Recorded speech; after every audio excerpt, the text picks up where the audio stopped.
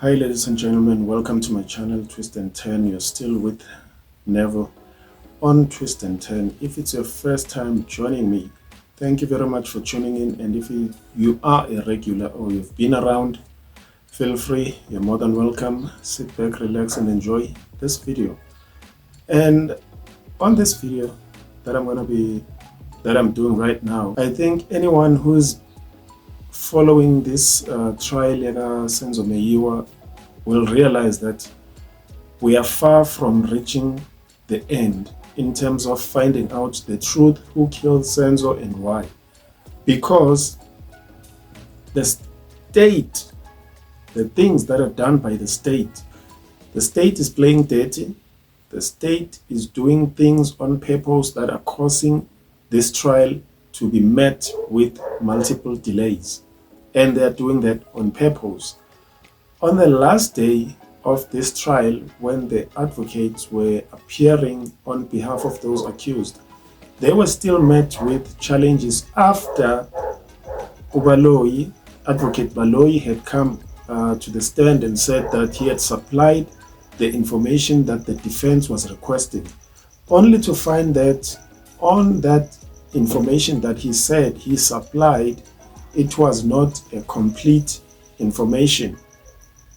How do we know that it was not complete? Because Advocate Mshololo did mention that on the documents that he requested, 2 documents were still outstanding. In fact, now Advocate Baloyi did mention at some point that the information he had supplied was not complete. Something that had to do with the ABSA bank records and whatnot. But if you look at how everything is being run throughout that trial, you'll see that whenever the defense are met with challenges, or whenever they are presenting their case and something comes up, the judge is not afraid to reprimand the defense.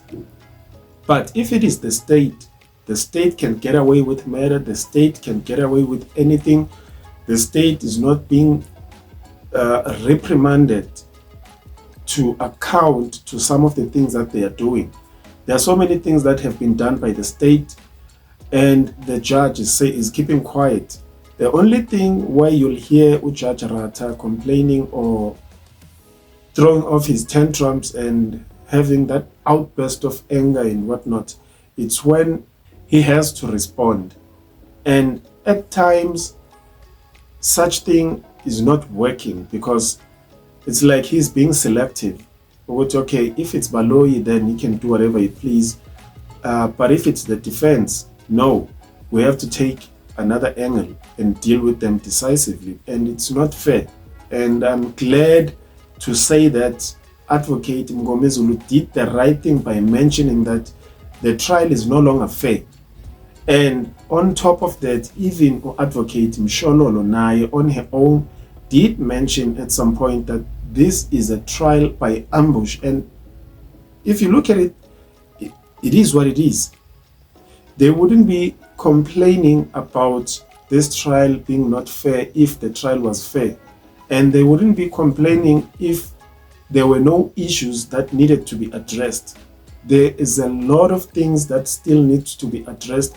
And what I fail to understand is, why do we have the 5 accused there in the court, whereas we still have people who were in the house where Senzo Meyiwa's life was taken away, and those people are not coming to the court to be witnesses for the state, or either be accused.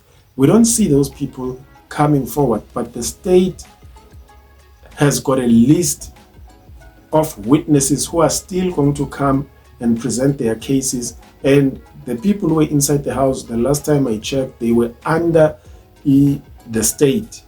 They were going to be utilized by the state.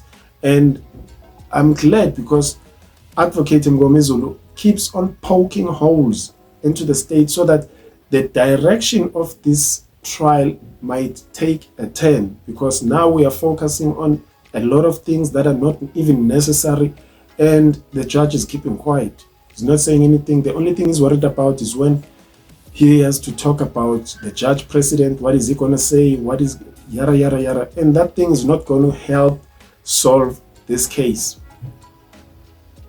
The only thing that needs to be done, according to me, the way I see it, the trial should be fair.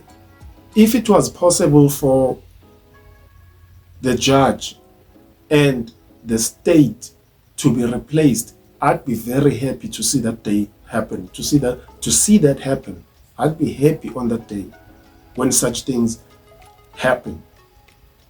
Because lezinto esizibonayo, they are no longer funny anymore. In fact, they are distasteful. Only to find ukuthi there is still a family that is still waiting for justice. There's no justice that has been served for the death of Meyiwa.